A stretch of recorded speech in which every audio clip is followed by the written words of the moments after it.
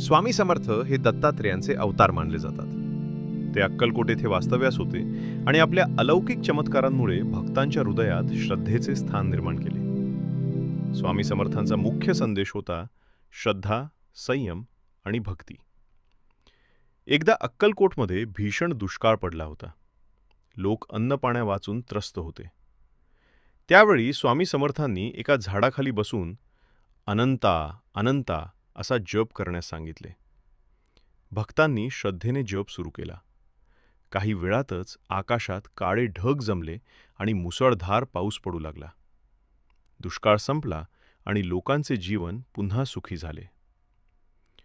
स्वामी समर्थ कधी राजवाड्यात तर कधी स्मशानात वावरत. त्यांना बाह्य वैभवाची आस नव्हती.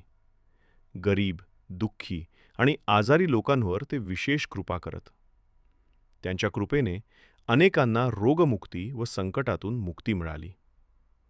स्वामी समर्थ नेहमी म्हणत, "भिवू नका, मी तुमच्या पाठीशी आहे." हा विश्वास आजही